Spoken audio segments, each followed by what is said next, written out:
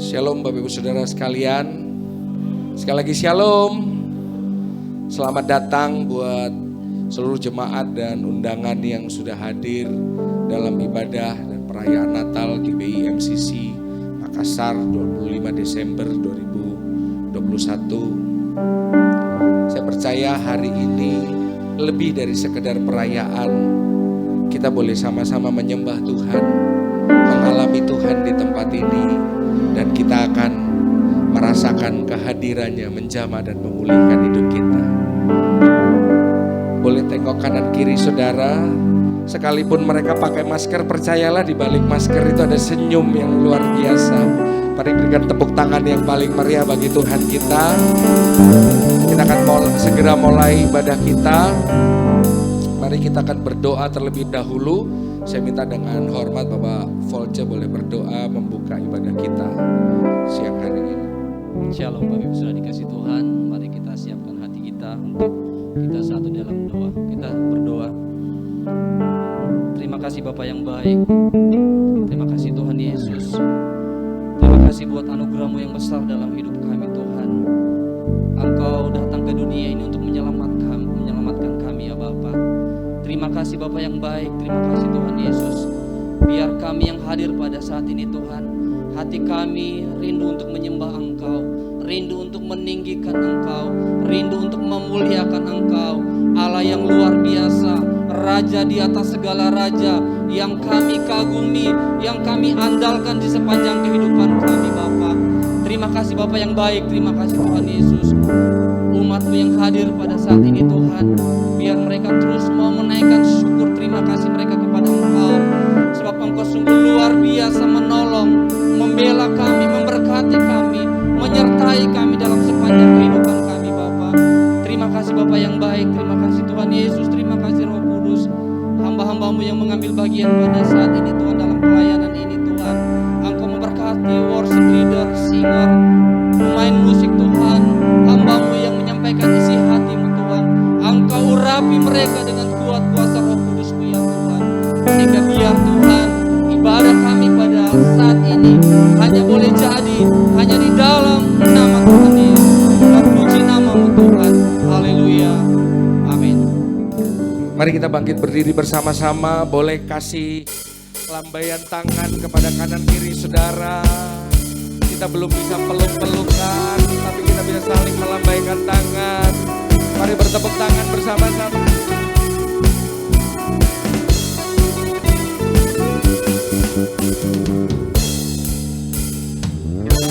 Datang bawa pujian, bersama memuji-Mu Tuhan. Satukan suara dan nyanyikan sorak kebenaran. Kami datang bawa pujian, bersama memuji-Mu Tuhan. Satukan suara dan nyanyikan sorak kebenaran.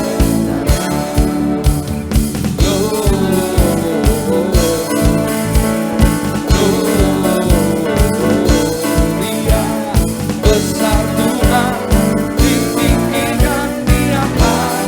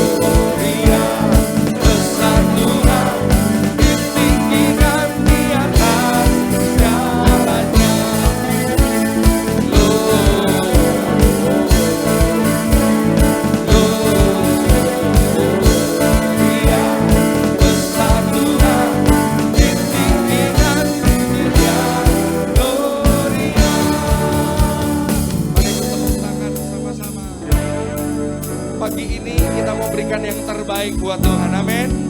Kita mau berikan segala kemuliaan, segala sanjungan dan pujian bagi Raja kita. Yuk sama-sama katakan, you glory, we give you honor, we give you praise for all that you are.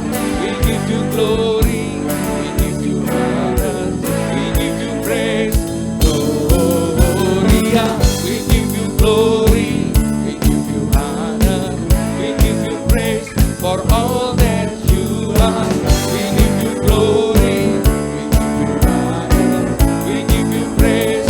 Gloria, we give you glory, we give you honor, we give you praise for all that you are. We give you glory, we give you honor.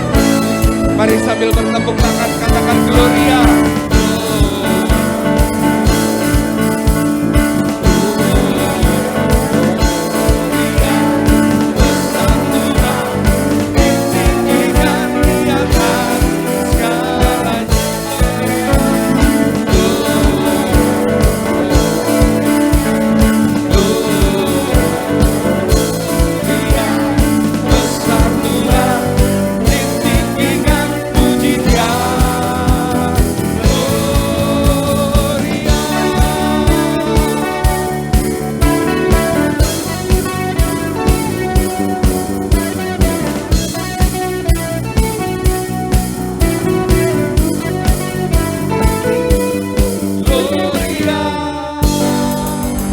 Sorak-sorai yang paling meriah, lebih meriah bagi Tuhan kita.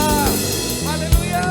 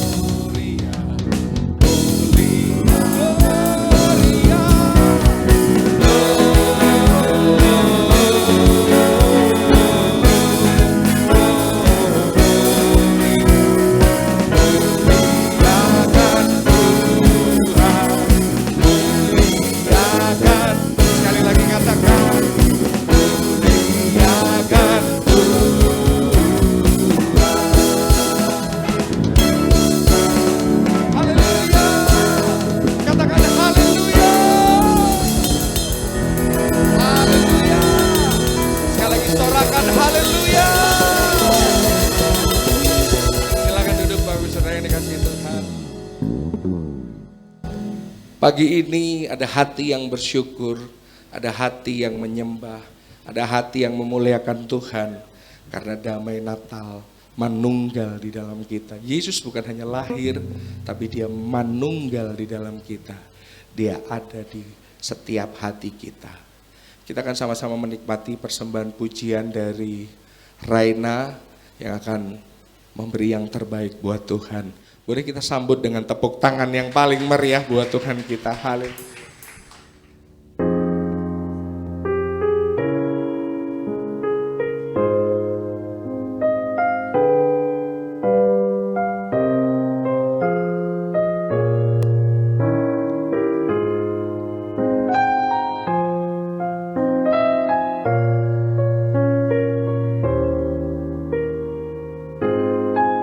Chestnuts roasting on an open fire,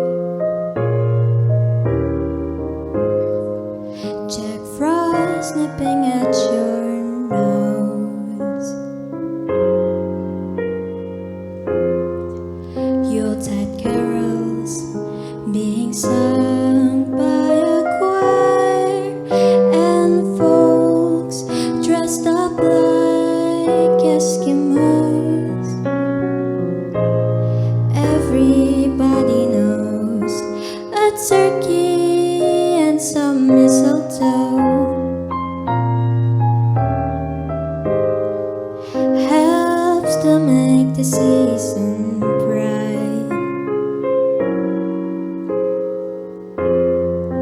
Tiny tots with their eyes all aglow will find it hard to sleep tonight. They know that Santa's on his way. He's loaded lots of toys and goodies on his sleigh, and every mother's child is gonna spy to see if reindeers really know how to fly. And so I'm offering this simple phrase to kids from 1 to 92. Although it's been said many times, many ways, Merry Christmas to you.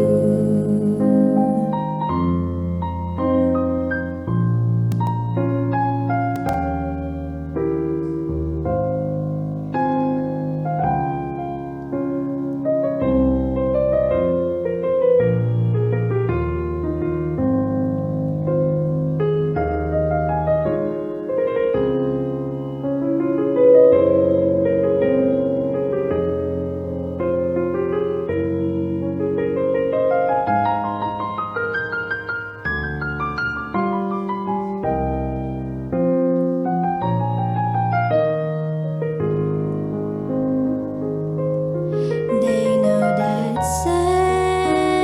Santa's on his way. He's loaded lots of toys and goodies on his sleigh, and every mother's child is gonna spy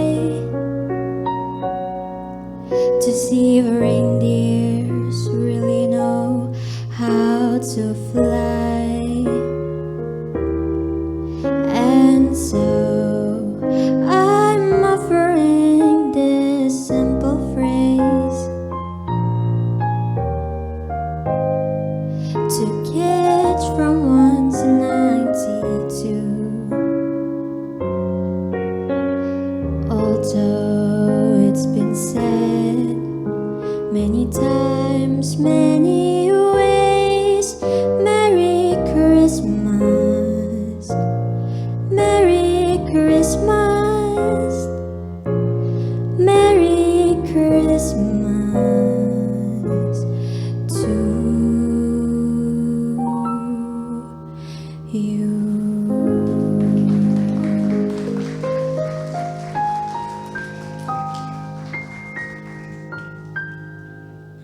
Boleh sekali lagi kita berikan tepuk tangan yang paling meriah. Thank you Raina. Dalam ibadah dan perayaan pagi ini, pemimpin-pemimpin kita rindu berbagi sukacita dan keceriaan bersama-sama dengan kita. Kita akan menyaksikan video ucapan Selamat Natal. Shalom, salam sejahtera di dalam kasih Tuhan Yesus Kristus. Saya bersama dengan istri dan keluarga mengucap syukur kepada Tuhan dapat menjumpai Pendeta Ishak Moses dan keluarga serta seluruh hamba Tuhan Jemaat Gereja Betel Indonesia MCC Makassar, dan saya percaya kita semuanya bersukacita. Natal 2021 ini kita sungguh-sungguh mengalami kasih Tuhan, segala kebaikan Tuhan di dalam Immanuel, Allah menyertai kita semuanya. Saya percaya Tuhan senantiasa akan menyertai, memelihara hidup saudara semuanya. Dan beberapa hari lagi kita akan memasuki tahun 2022, tahun paradigma yang baru. Dan saya percaya bahwa tahun 2022, saudara, saya, dan kita semuanya akan semakin diberkati oleh Tuhan. Haleluya, selamat hari Natal dan selamat tahun baru 2022. Tuhan memberkati. Haleluya.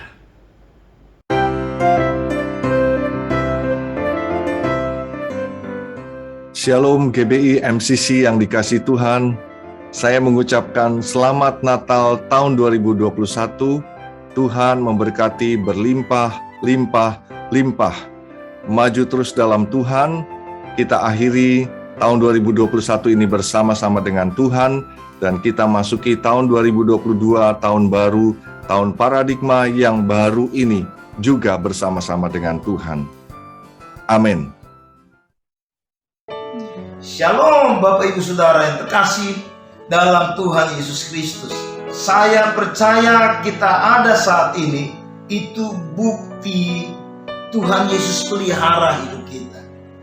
Dia melindungi kita dari masa-masa krusial COVID-19.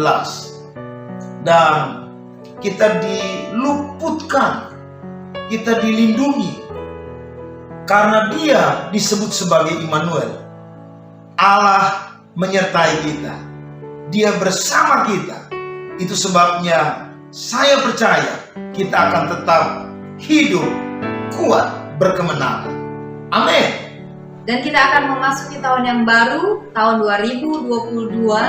Kita berharap kita akan lebih menikmati mujizat dari Tuhan, kekuatan dari Tuhan, pengharapan dari Tuhan, sehingga kita akan siap masuk di dalam tahun 2022 dengan visi yang baru, yaitu tahun paradigma yang baru. Kami keluarga Gembala menyampaikan selamat Natal 2021 dan selamat memasuki tahun baru 2022. Tuhan Yesus memberkati.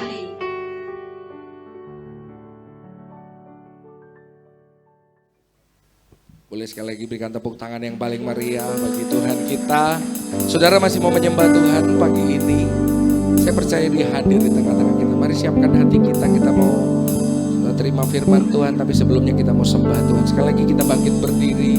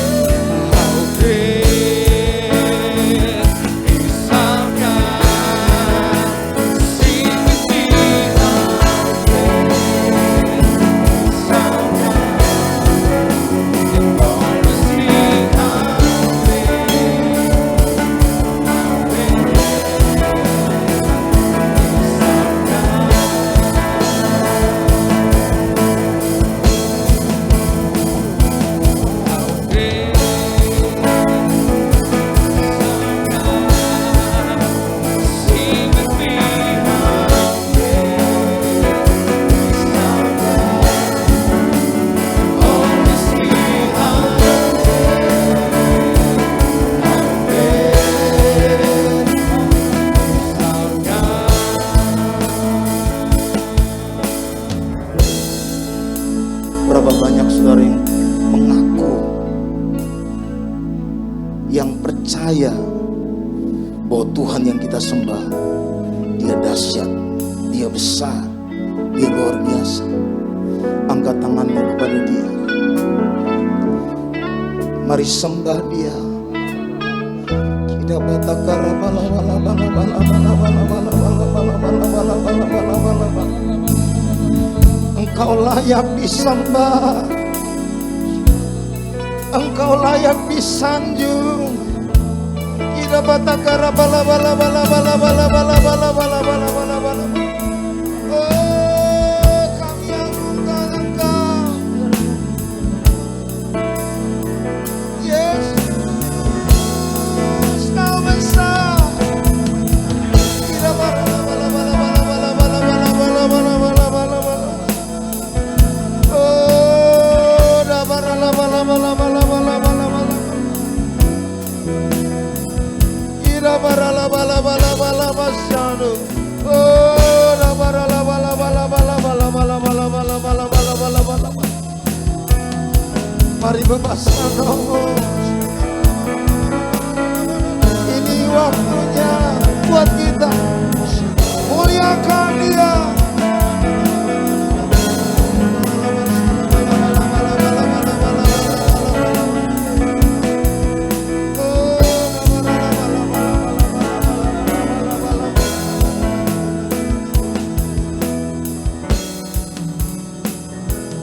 How great is our God? Sing with me, how great is our God? All we sing, how great, how great is our God?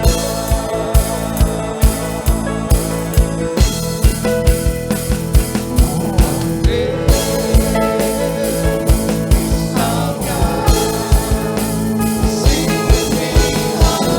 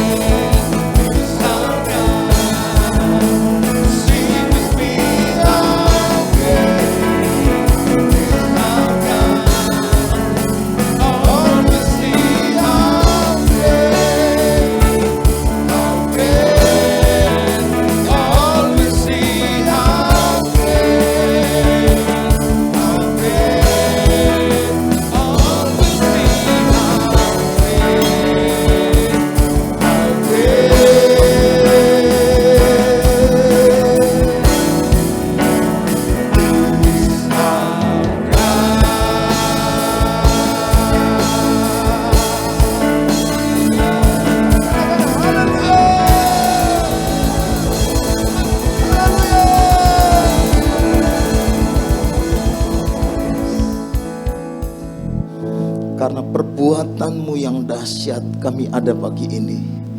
Kami mau mendengarkan suara-Mu. Tuhan, urapi hamba-Mu. Biar apa yang Engkau ingin kami dengar, karena pencerahan itu, iluminasi itu, kami terbuka, mata kami melihat Engkau. Karena itu urapi hamba-Mu ya Tuhan. Berbicara buat kami, sebab kami siap mendengarkannya. Dalam nama Tuhan Yesus. Haleluya, haleluya. Mari yang siap sama-sama katakan amin. Berikan tepuk tangan yang paling meriah. Tema Natal kita tahun ini yaitu Immanuel. Saya percaya Bapak Ibu Saudara, kita semua kenal dengan kata ini. Yang belum pernah dengar kata Immanuel, tolong angkat tangan. Berarti semua pernah dengar. Kita pasti punya pengertian, kita pasti punya persepsi tentang kata ini. Satu dengan yang lain Bapak Ibu Saudara, itu berbeda-beda. Tapi hari ini, saya mau ajak kita untuk buka Alkitab kita.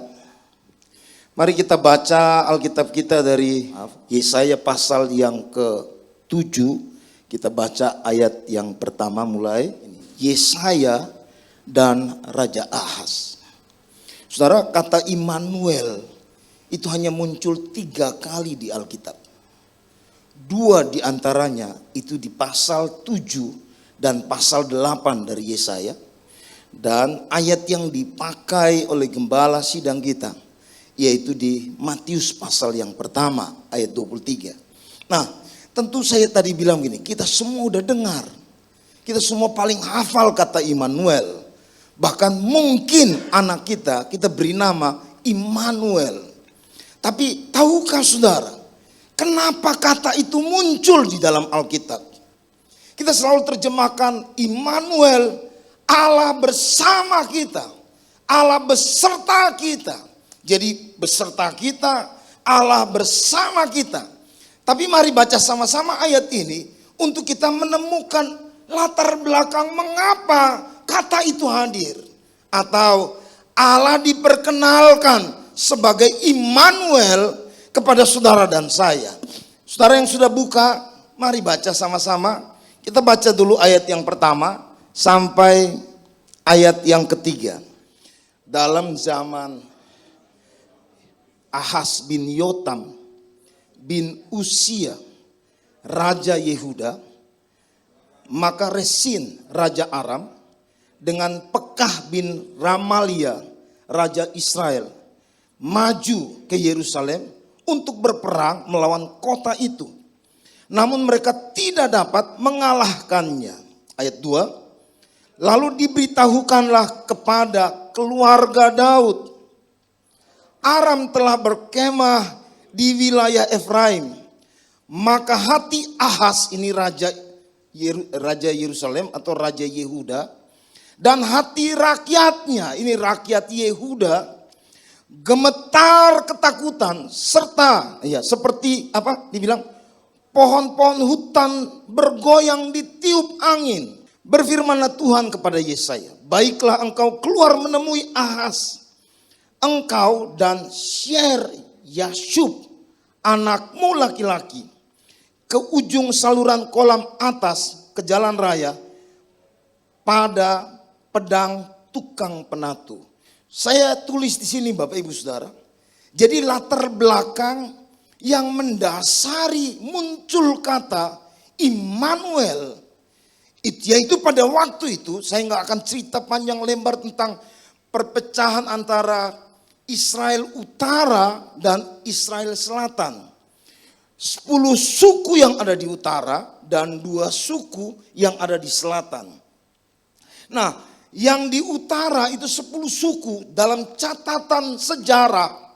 Bapak Ibu bisa baca itu mulai dari hakim-hakim, di raja-raja, 1 raja-raja, 2 raja-raja, 1 tawarik, 2 tawarik, itu menjelaskan bahwa hampir semua raja-raja Israel Utara yang ibu kotanya Samaria itu jahat di mata Tuhan.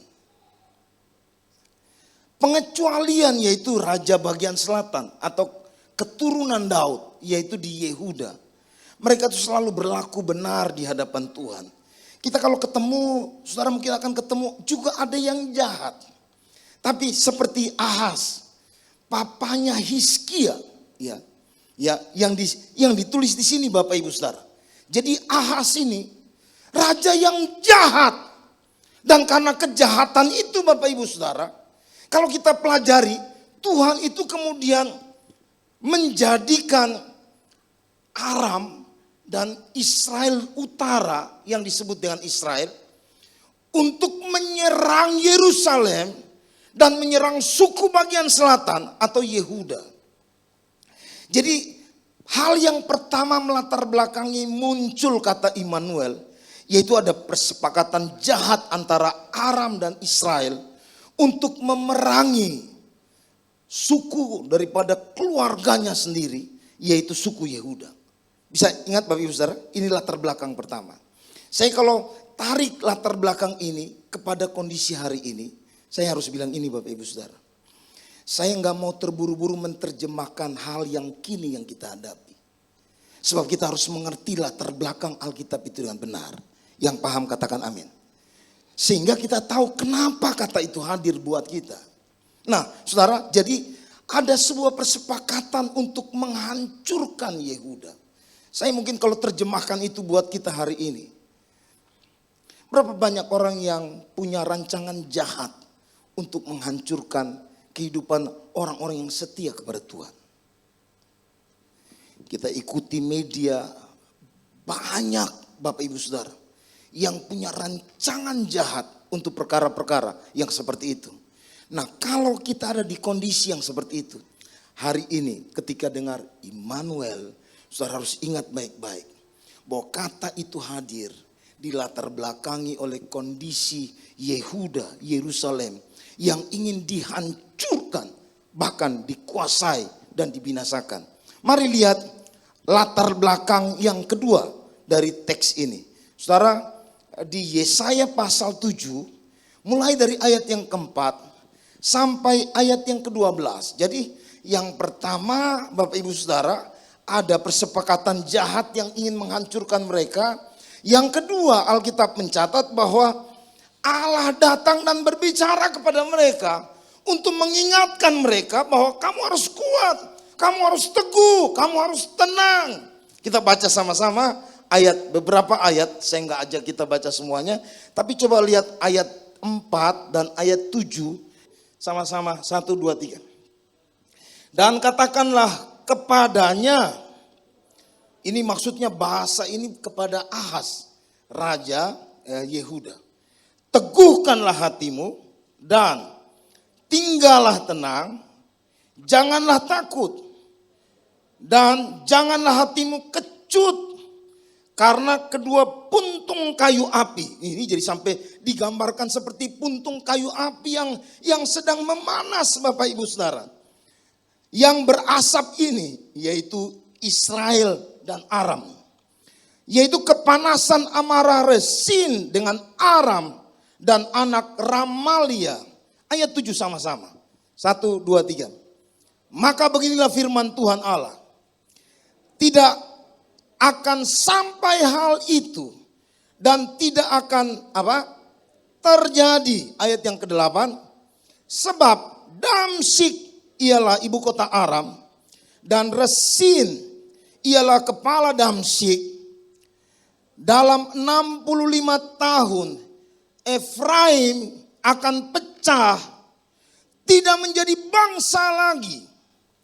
Bapak Ibu Saudara kalau baca, nanti pulang baca itu supaya kita tahu betul kapan di ayat 14 yaitu kata Immanuel itu hadir Bapak Ibu Saudara. Nah, saya langsung buat ringkasan di sini. Ada 3 hal yang kemudian dijelaskan dalam beberapa ayat ini. Yang pertama di ayat 9 begini. Masa sih kamu tidak percaya kalau aku berkata bahwa itu tidak akan sampai terjadi. Jadi Tuhan udah bilang begini, itu gak akan terjadi loh. Maksudnya mereka tidak akan pernah dikalahkan. Tapi Ahaz punya ketakutan dalam dirinya. Sehingga Tuhan bilang begini, lu jangan tidak percaya dengan apa yang aku bilang. Ayat 11, coba Bapak Ibu Saudara buka ayat 11. Mintalah suatu pertanda dari Tuhan Allahmu, biarlah itu sesuatu dari dunia orang mati yang paling bawah atau sesuatu dari tempat tertinggi yang di atas. Saudara, kita baca ayat 14. Ayat 14. Sebab itu Tuhan sendirilah yang akan memberikan kepadamu suatu pertanda. Sesungguhnya seorang perempuan muda mengandung dan akan melahirkan seorang anak laki-laki. Dan ia akan menamakan dia Immanuel. Gideon aja minta tanda ulang-ulang ya. Minta tanda ulang-ulang. Bukan berarti bahwa dia gak punya iman. Tapi dia ingin mendapat sebuah kepastian dari Tuhan. Supaya, nah itu bahasa Musa.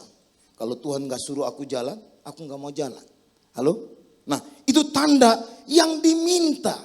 Saudara dengar baik-baik alur bahasa saya ini.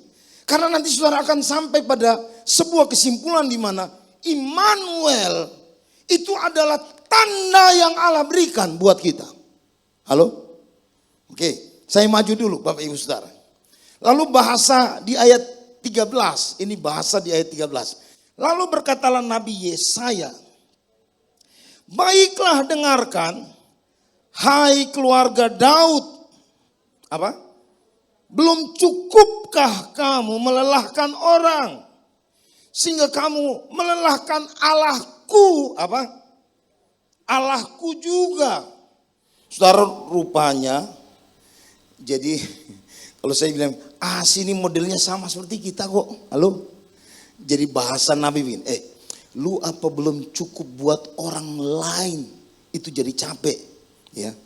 Mungkin bahasa Yesaya di sini, lu buat gua capek. Halo? Bisa Bapak Ibu Saudara bisa tangkap? Tapi juga dia bilang ini, bukan cuma saya, bukan cuma orang, Tuhan pun kau buat jadi lelah. Di sini nggak ada, kita nggak seperti itu Bapak Ibu Saudara. Tapi itu model keturunan Daud yang dicatat dalam Alkitab. Nah, saya maju.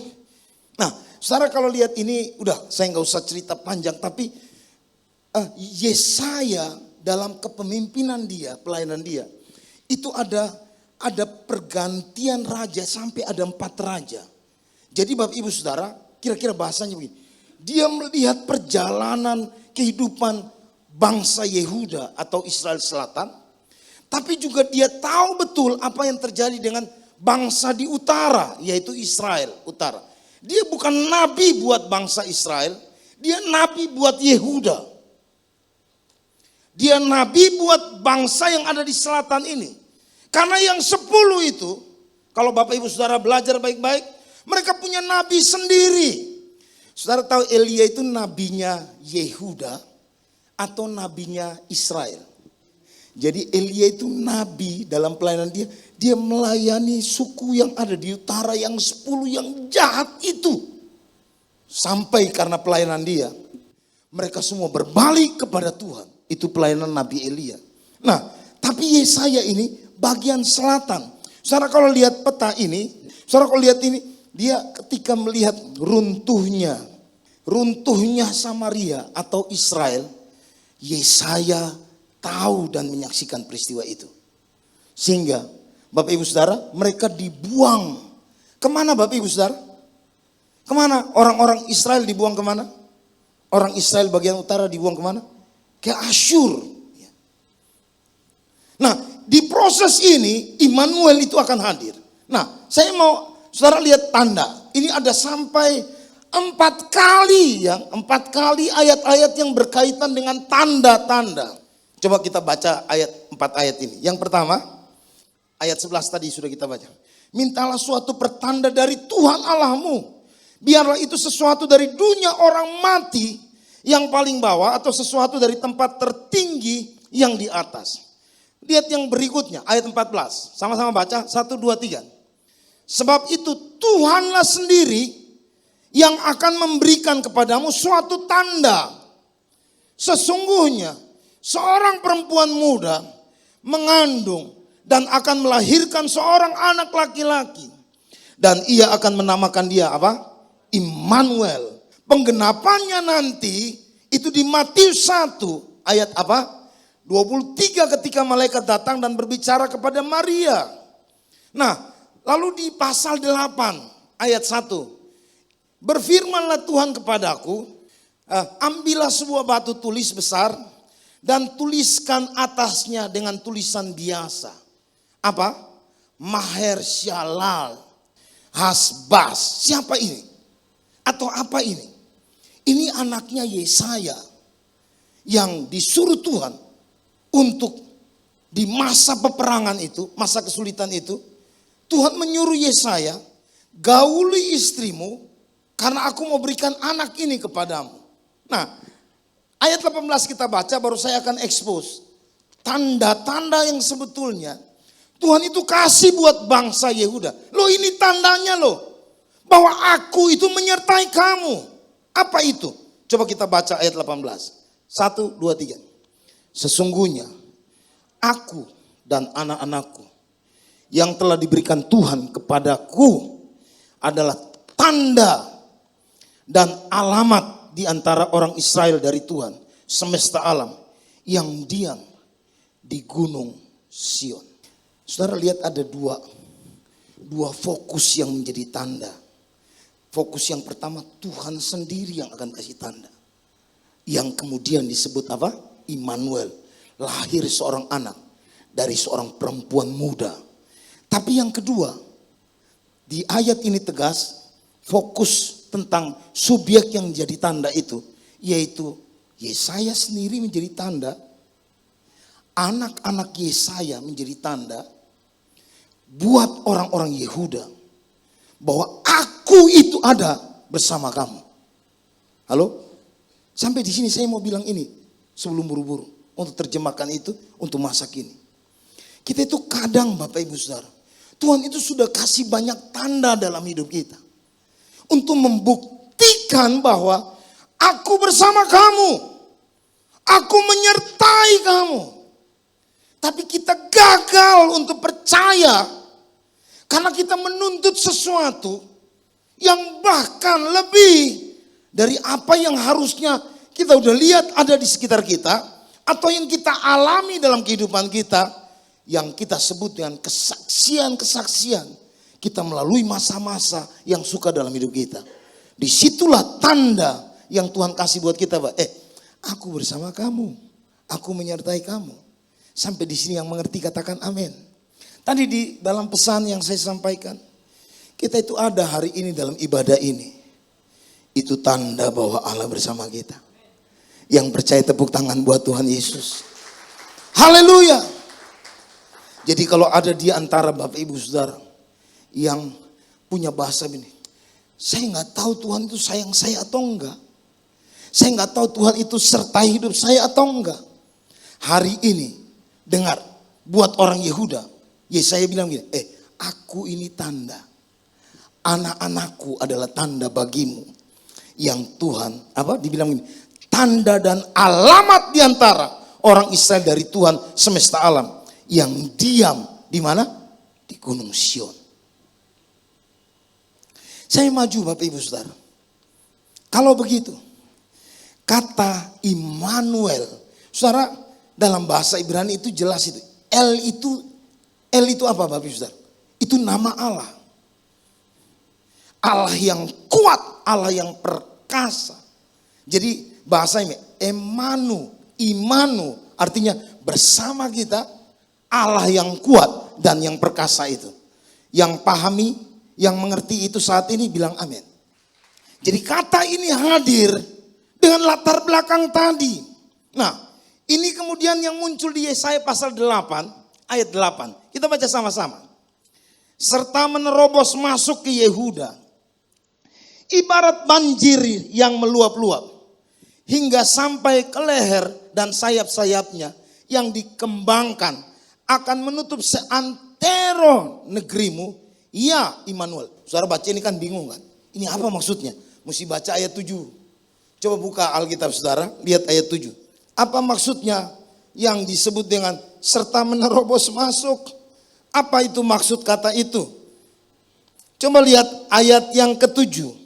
Sebab itu sesungguhnya Tuhan akan membuat air sungai Efrat yang kuat dan besar meluap-luap atas apa? Mereka, yaitu Raja Asyur dengan segala kemuliaannya. Air ini akan meluap melampaui segenap apa? Salurannya, dan akan mengalir melampaui segenap tebingnya, serta menerobos masuk ke Yehuda. Ibarat banjir yang meluap hingga sampai ke leher, dan sayap-sayapnya akan dikembangkan, akan menutup seantero negerimu. Tapi kemudian dia bilang, ya Immanuel. Saudara, ini kembali penegasan daripada Yesaya tentang Asyur yang akan menghancurkan, yang akan seperti badai air bah yang bisa melululantahkan Yehuda. Tapi kemudian dia tutup dengan begini, ya Immanuel, Allah yang kuat itu beserta kita. Saudaraku, saya mau buru-buru untuk bicara tentang apa, Bapak Ibu Saudara, penerapannya buat kita masa kini. Tapi saudara coba terjemahkan sendiri. Sebuah pengalaman yang menakutkan. Tapi kemudian buntutnya dia bilang, ada Immanuel, Allah yang kuat yang ada bersama kita. Tepuk tangan buat Tuhan Yesus. Ini latar belakang muncul ayat-ayat ini. Sekarang saya mau ajak kita untuk lihat sebetulnya Immanuel itu artinya apa dari teks yang kita baca. Yang pertama, saudara baca sama-sama. Makna yang pertama, Allah adalah penguasa beserta saudara dan saya. Saudara, Yesaya itu artinya, tadi dia bilang, aku dan anak-anakku adalah tanda. Ketika dia ngomong begitu, orang Israel itu tahu. Yesaya artinya, Tuhan adalah apa? Keselamatanku. Jadi dia seolah sedang bilang begini, buat orang-orang yang ada di Yehuda. Waktu lu lihat gua, yang ada di pikiranmu, Tuhan adalah apa? Keselamatanku. Nah, nama anak dia yang berikutnya, yang dia ajak untuk ketemu Ahaz, yaitu Syer Yasub tadi, itu di pasal 7 ayat 1. Artinya apa? Sisa umat yang akan kembali. Saudara mulai ikuti pelan-pelan, karena saya akan bicarakan itu sampai hal yang terkini. Sisa umat yang akan kembali kemana Bapak Ibu Saudara? Kembali kemana? Ke tanah leluhur, ke tanah perjanjian yang Tuhan ikrarkan kepada Abraham.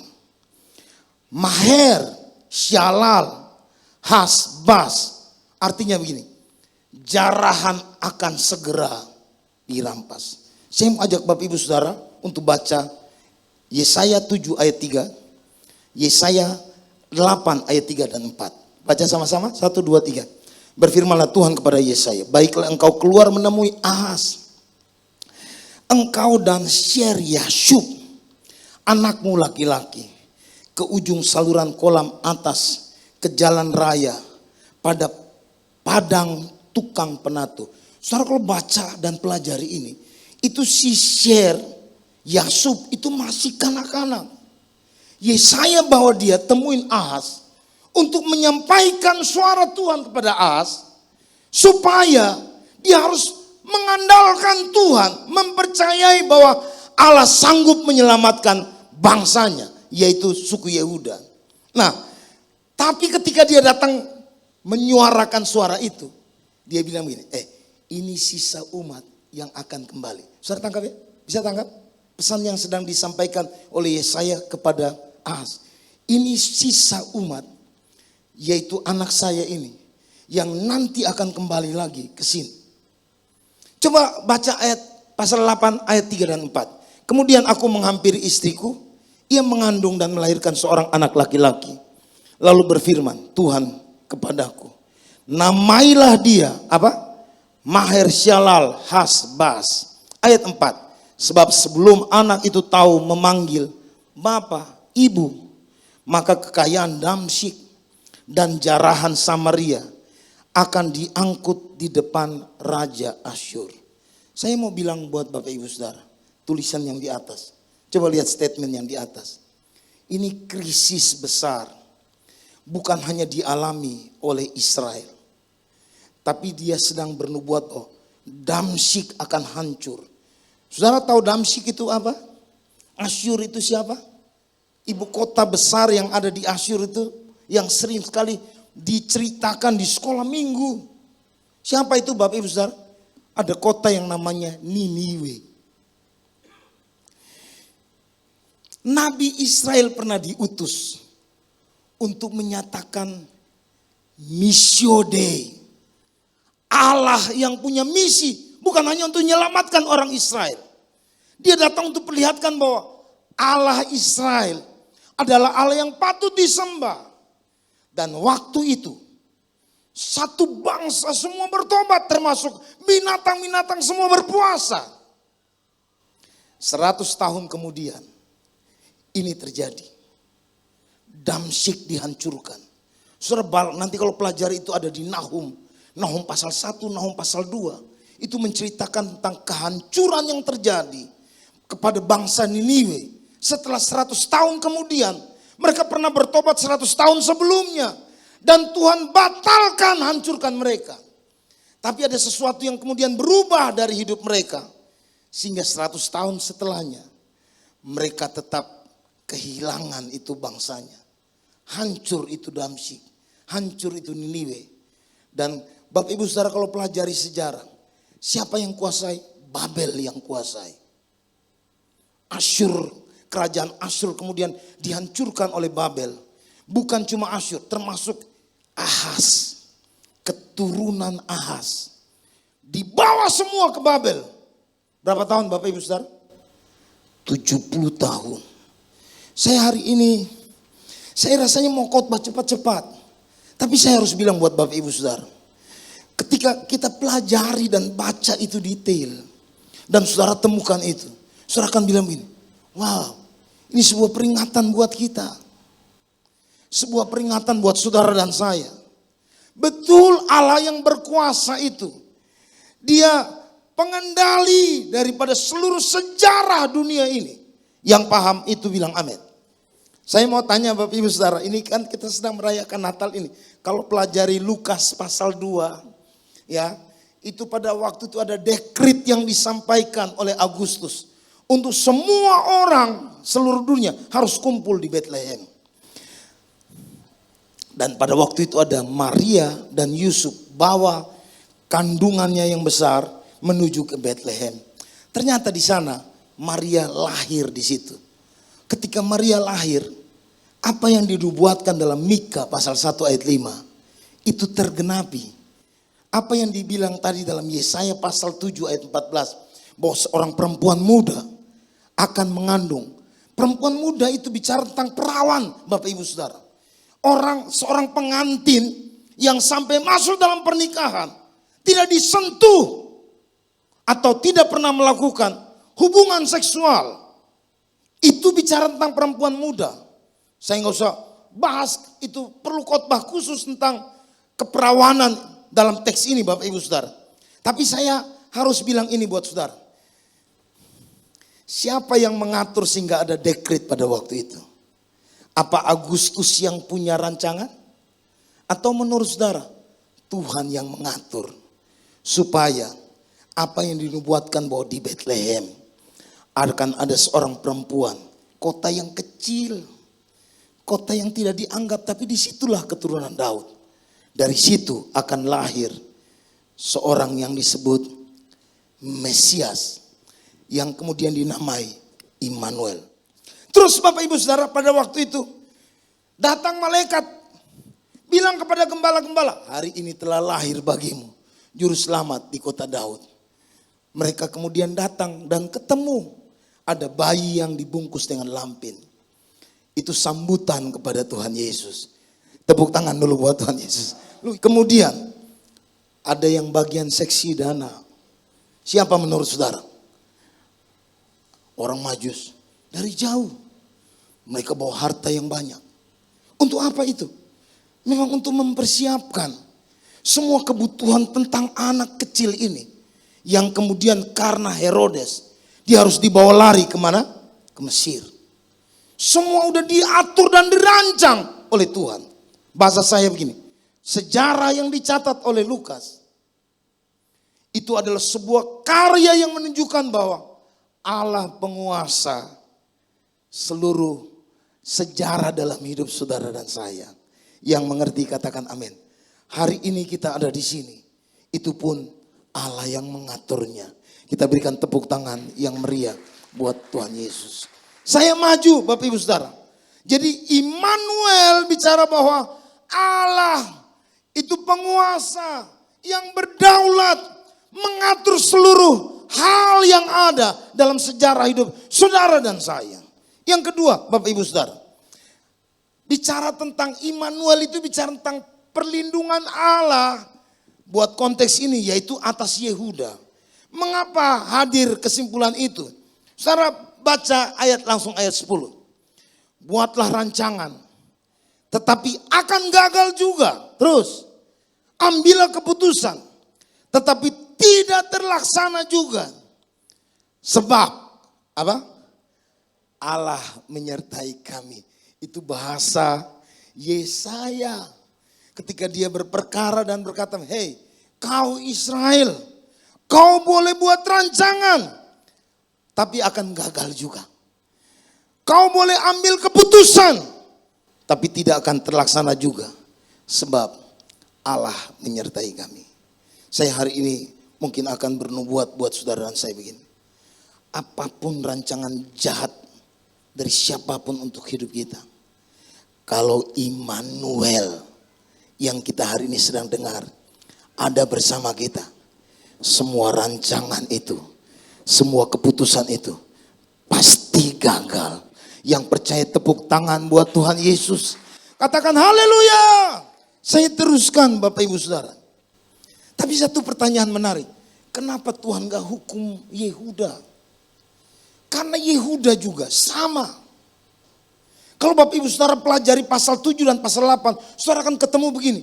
Tuhan itu menunda penghukuman terhadap Yehuda. Karena memang itu yang dia mau. Mengapa? Karena dia ingin supaya Yehuda melihat kekudusan Tuhan. Dia ingin supaya Yehuda bertobat, berbalik kepada Tuhan. Saudara, ketika Ahaz ada di posisi itu, anak dia muncul, namanya siapa? Hizkia. Ada pertobatan besar-besaran yang dibuat oleh bangsa Israel.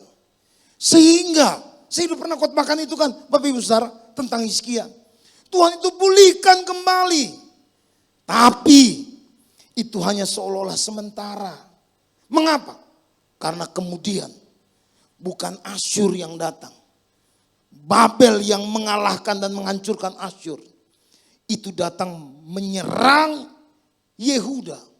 Menghancurkan Yerusalem. Dan tokoh yang saudara dan saya kenal, Nebukadnezar, itu membakar bait Allah yang dibangun oleh Salomo. Sehingga kota itu menjadi sunyi sepi. Ada sebuah penundaan yang Tuhan itu izinkan itu terjadi buat bangsa Yehuda. Hanya bertujuan supaya mereka bertobat. Itu sebabnya hadirlah makna ketiga tentang Immanuel. Ini alasan yang saya tulis. Mengapa Bapak Ibu Saudara Tuhan tidak menghukum Yehuda? Nanti Bapak Ibu Saudara lihat di situ. Tapi saya mau langsung di bagian yang ketiga. Baca sama-sama 1, 2, 3. Mengindikasikan penghakiman versus pengharapan. Penghakiman bagi siapa? Bagi mereka yang berontak. Pengharapan buat siapa? Pengharapan buat mereka yang setia kepada Tuhan.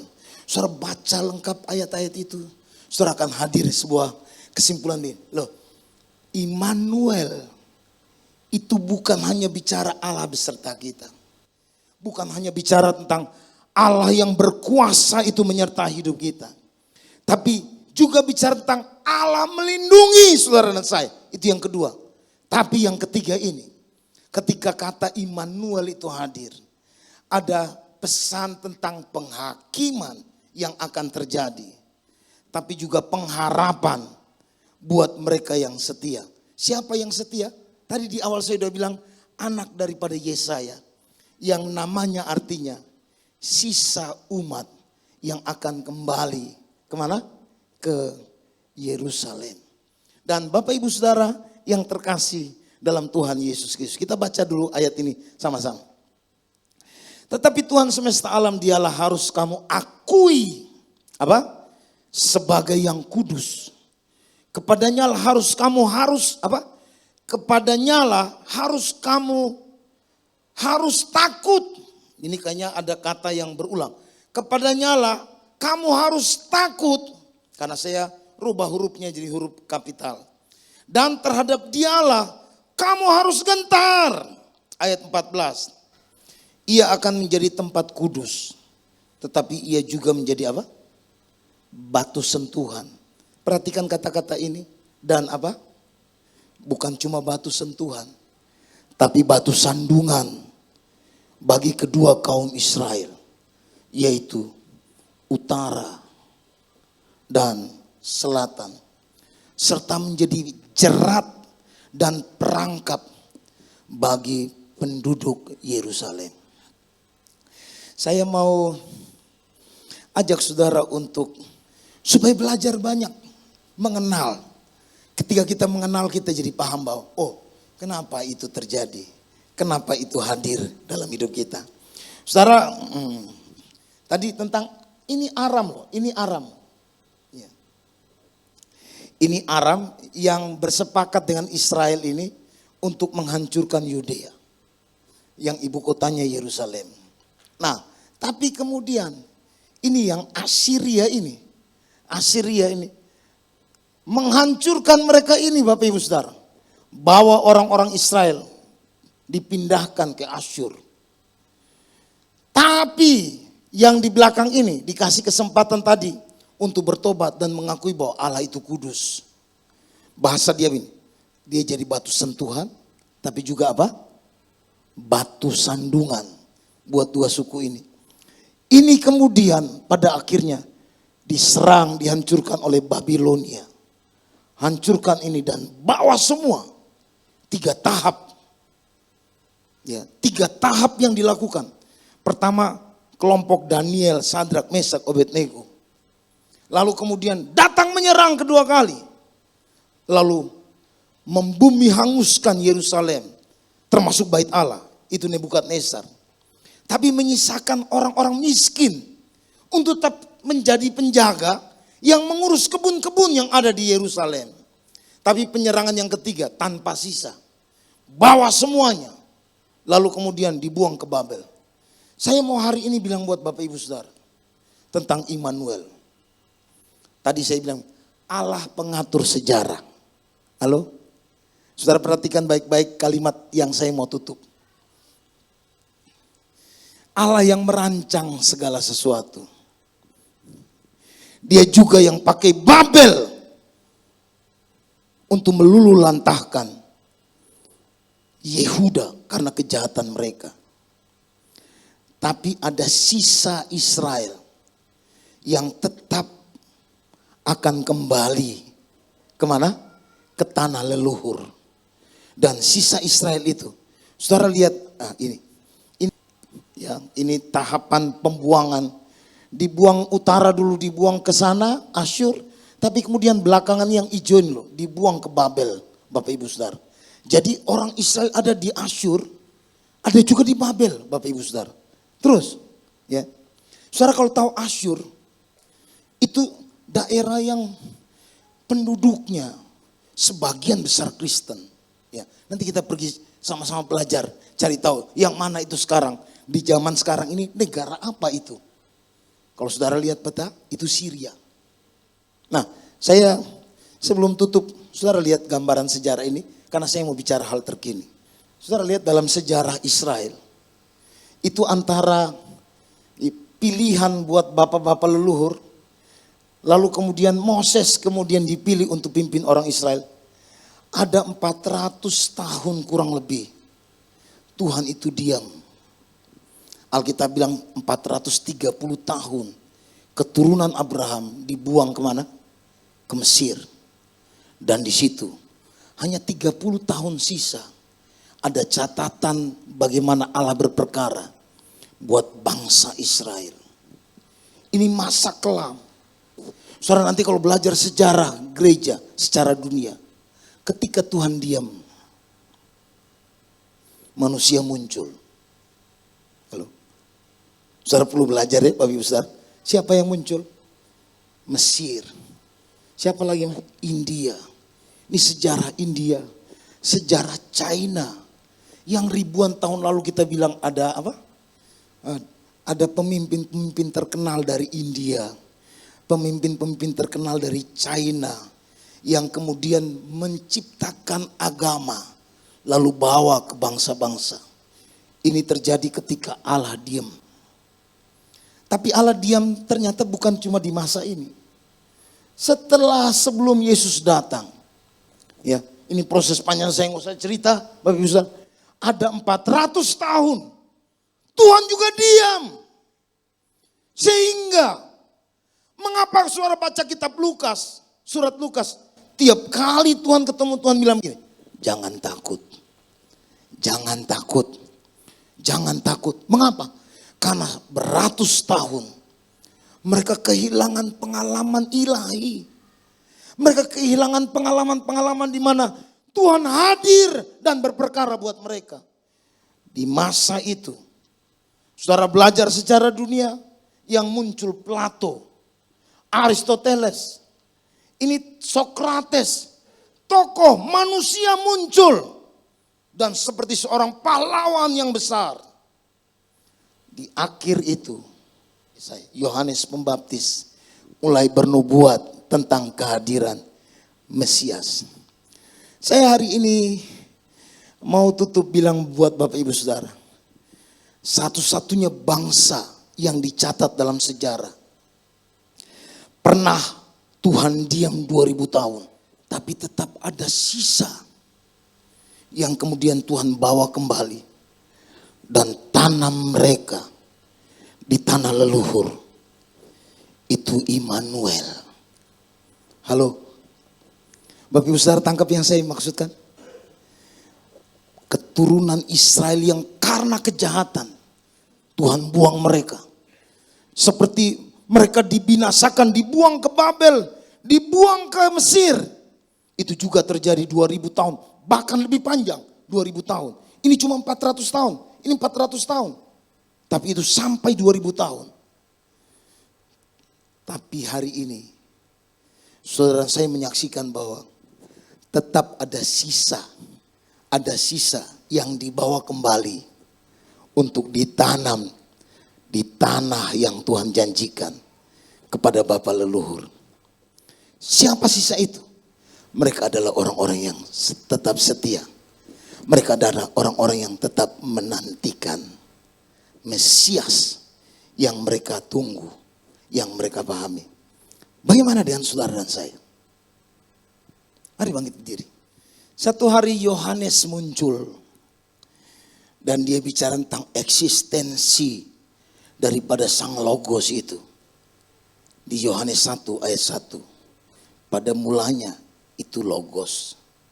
Seperti ilmu. Tapi Yohanes bicara logos itu bukan ilmu. Dia bicara logos itu sebagai satu pribadi. Yang eksistensinya. Ayat 2 ayat 3 bilang dia menciptakan segala sesuatu. Siapa dia? Yesus. Logos yang berubah menjadi daging. Dia kemudian ngomong di ayat 11 begini. Dia datang kepada umat kepunyaannya. Tetapi umat kepunyaannya tidak mengenal dia. Hari ini saya mau bilang buat Bapak Ibu Saudara. Tidak ada orang di dunia ini yang sempurna. Saudara yang setuju bilang amin. Berapa banyak yang tahu bahwa tidak ada orang yang sempurna? Angkat tangan saudara. tidak ada orang yang tidak pernah berbuat salah. Kita semua tidak ada yang sempurna. Untuk ukuran kita aja, mengukur dengan batasan kita, ternyata saya nggak sempurna. Saya melihat ada ketidaksempurnaan yang saya kepingin capai, tapi itu susah. Bapak Ibu Saudara bisa tangkap gambaran saya? Bisa tangkap ya? Kita punya ukuran buat diri kita. Apalagi standar Tuhan. Kalau kita yang tidak sempurna ini boleh masuk surga, saya harus bilang gini, emangnya surga itu tempat yang tidak sempurna? Surga itu begitu kudus, begitu mulia. Kalau orang yang tidak sempurna seperti kita diizinkan masuk ke surga, apa bedanya dengan bumi? Itu sebabnya Yohanes bilang ayat 12, tetapi mereka yang percaya diberi kuasa menjadi anak. Hari ini saya mau bilang buat saudara, Immanuel, dia datang menjadi daging. Karena kita gak bisa memenuhi tuntutan hukum. Dia harus mati di kayu salib. Dia hidup dalam kesempurnaan. Mati di salib untuk menanggung semua kutuk yang mestinya kita tanggung. Dengan sebuah tawaran buat saudara saya.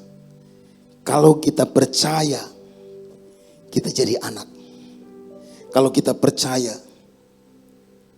Roma bilang begini, kita beroleh selamat. Kalau kita percaya, Yohanes bilang begini, rumah Bapa tersedia buat kita. Saya harus bilang buat saudara saya, surga yang begitu kudus, syaratnya hanya satu. Kalau kau percaya kepada Yesus yang hari ini kita rayakan, datang sebagai Immanuel, kita dikasih hak untuk bisa masuk ke surga yang kudus itu. Yang pahami bilang amin. Berapa banyak hari ini yang sementara saya bicara seperti ini, saudara sedang mendengar Tuhan bicara buat engkau. Syaratnya cuma satu. Dia udah datang supaya kita kenal dia. Dia datang untuk menjadi tanda buat kita. Halo? Amin tadi? Tanda dari Tuhan buat saudara dan saya. Tanda manusia, udah banyak nabi. Tapi tanda dari Tuhan, itulah Immanuel. Berapa banyak saudara yang hari ini mau bilang, Tuhan, saya buka hati saya undang engkau masuk dalam hidup saya. Saya mau percaya kepadamu, sebab saya mengaku saya tidak sempurna, saya berdosa. Jika ada di antara saudara yang hari ini kau mungkin sedang Tuhan bicara buatmu dan berkata begini, kamu yang aku maksud, mari angkat tanganmu di hadapan Tuhan. Bilang, saya buka hati, saya mau terima Yesus, saya mau percaya dia sebagai Tuhan, sebagai juru selamat pribadi saya. Ikuti doa saya.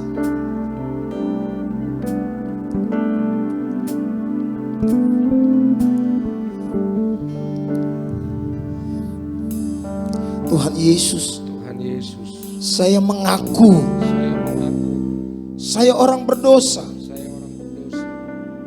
Upah dosa itu maut. Tapi hari ini Immanuel itu menjadi tanda bahwa Allah mau datang bersama kita. Allah mau datang menyertai kita. Ketika kita buka diri untuk menerima Yesus, kita diberi hak untuk menjadi anaknya. Tuhan Yesus, saya mengaku dengan mulut ini dan percaya dalam hati bahwa Yesus Kristus adalah Tuhan dan juru selamat pribadi saya. Mulai hari ini saya menjadi anakmu.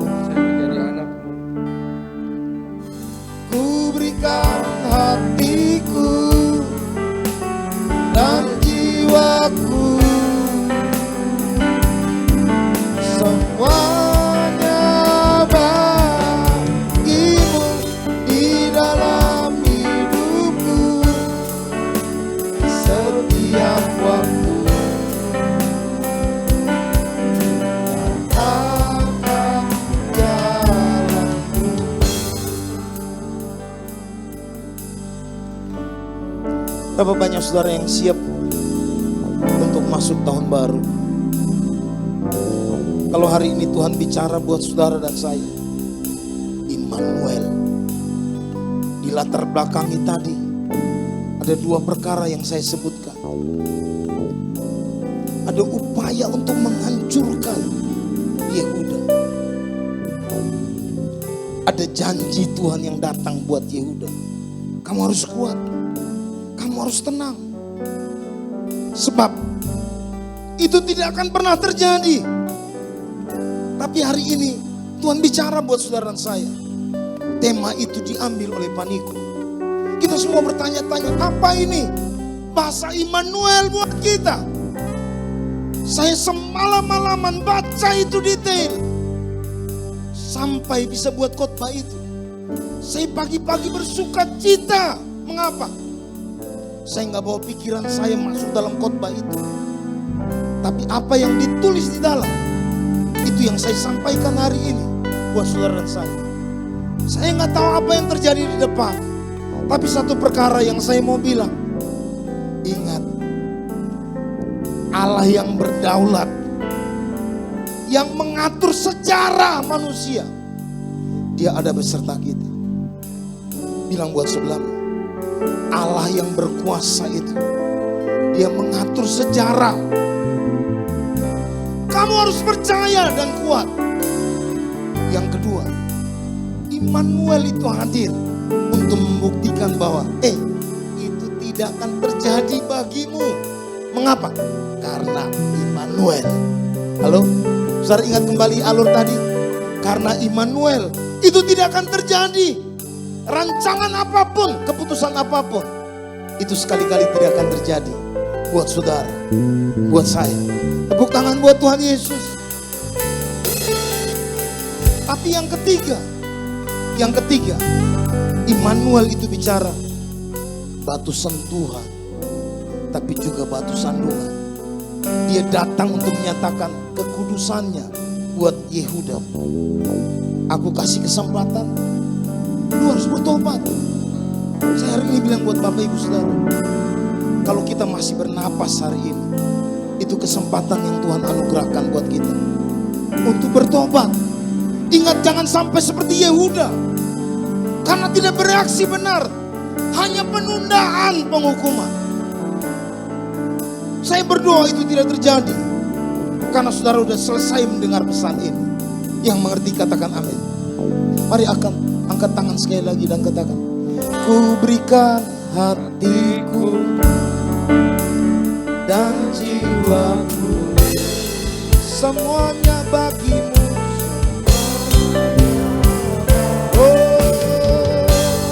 Di dalam hidupku, setiap waktu, yang akan jalan, ku berikan hatiku.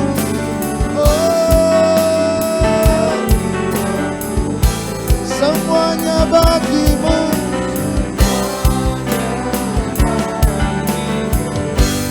Di dalam hidupku, setiap waktu,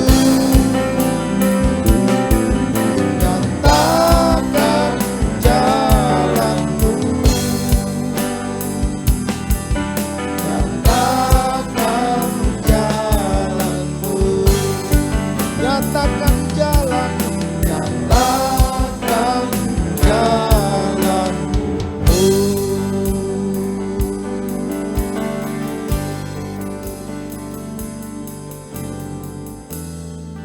Meteraikan kebenaran firman Tuhan itu, dan biar Tuhan taruh rasa lapar dan haus untuk kami terus belajar, supaya kami memahami dan mengerti kalau di akhir tahun ini, di Natal 2021, Engkau datang dan berbicara buat kami semua bahwa Immanuel,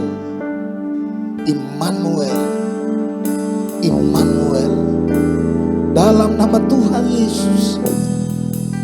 Mari sama-sama katakan amin. Berikan tepuk tangan yang paling meriah, lebih meriah lagi. Katakan haleluya. Silakan duduk Bapak Ibu Saudara. Bapak Ibu Saudara diberkati Tuhan siang hari ini. Yang diberkati boleh lambaikan tangan saudara dan berikan tepuk tangan sekali lagi buat Tuhan. Kita akan masuk dalam candlelight service.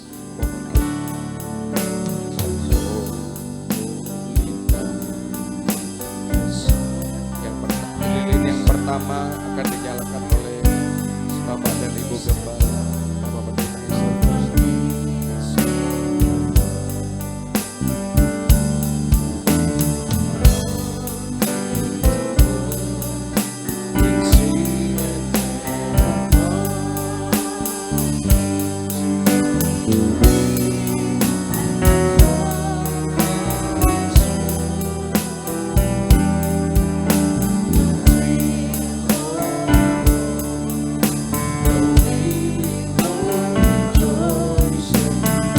Lilin yang kedua,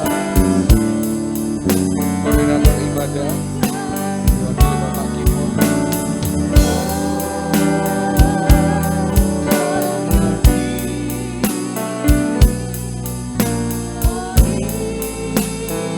Lilin yang ketiga, Kabid Kul, Bapak Fonso.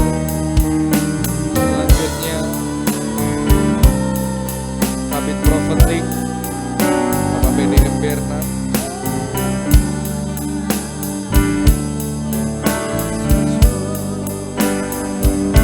Selanjutnya,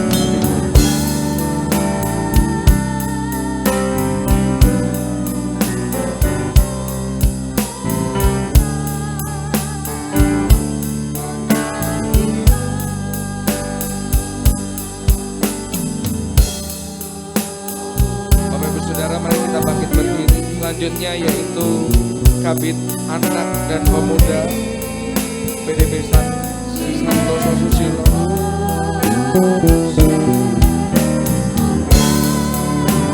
Dan Kabid Kom diwakili Bapak Iwandi. Silakan Bapak Ibu Saudara jemaat Tuhan bangkit berdiri. Dan jemaat Tuhan diwakili oleh Ibu Ririn dan Bapak Arti.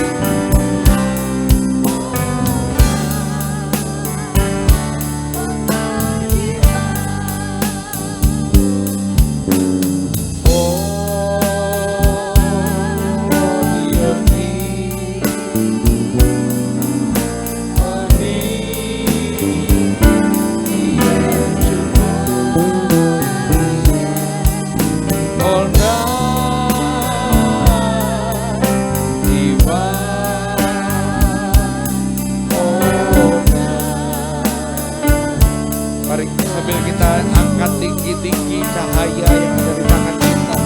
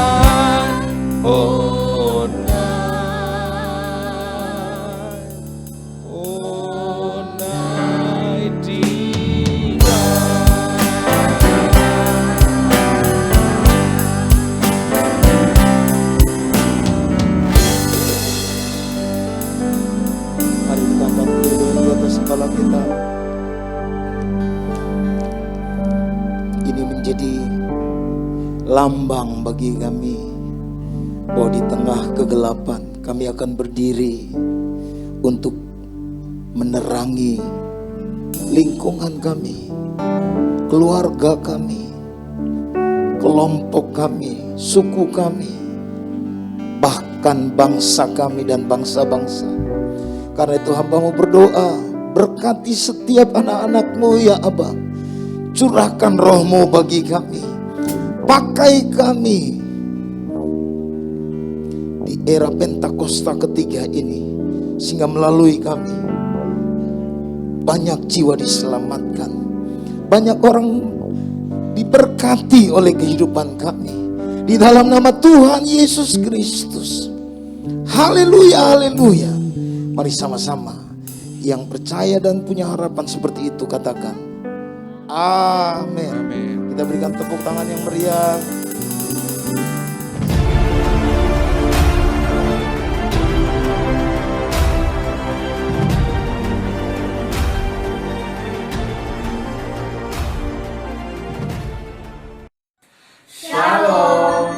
Kami dari keluarga Ginanjur.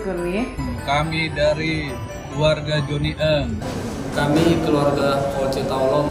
Kami keluarga Simanjuntak. Kami keluarga Henry Kusteros. Kami dari keluarga Siswanto. Kami keluarga Timur. Kami keluarga Ardi Arianto. Kami keluarga Yafet Yerie. Kami keluarga Alek. Kami keluarga Saktian. Kami keluarga Stepanus Yumelova. Kami dari keluarga Ibu Risna. Kami dari keluarga Ayong. Saya Isakesi Manukalo. Kami keluarga Silalahi Simanjuntak. Kami keluarga Parinding Salau. Kami dari keluarga Tetanel. Kami dari keluarga Firman Balimbangan. Saya Risali Sambo Paimbonan dan istri saya Vince Pengala. Kami dari keluarga Riki. Kami keluarga William Bernard Agusti.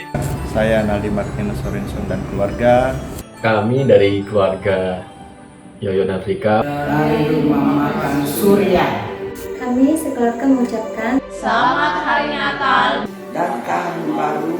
Kepada Bapak Gembala dan Ibu Gembala. Serta Pengerja Dan Seluruh jemaat MCC Immanuel. Kiranya kasih Kristus, damai sukacita menyertai Haleluya. Amin. Merry Christmas. Selamat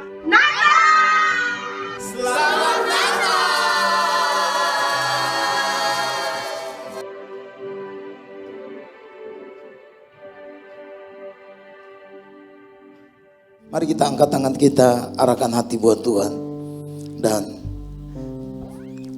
terima berkat Tuhan. Tuhan, terima kasih buat hari ini. Terima kasih buat hadirat-Mu. Terima kasih buat pesan-pesan-Mu.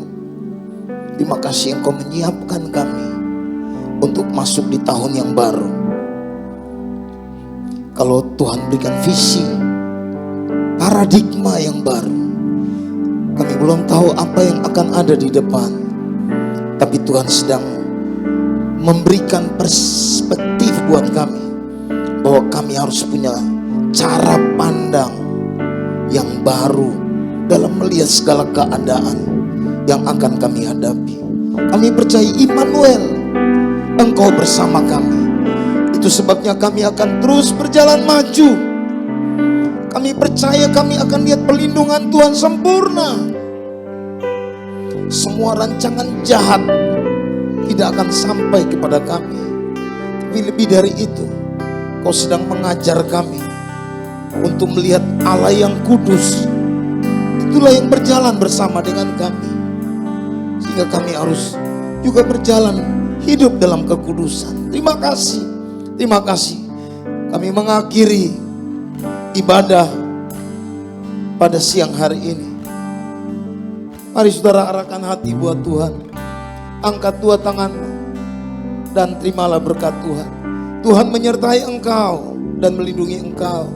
Tuhan menyinari wajahnya dan beri engkau kasih karunia. Tuhan mengadahkan wajahnya kepadamu dan memberi engkau damai sejahtera. Berkatilah hidupmu, keluarga, usaha, pekerjaan. Dibuat Tuhan berhasil.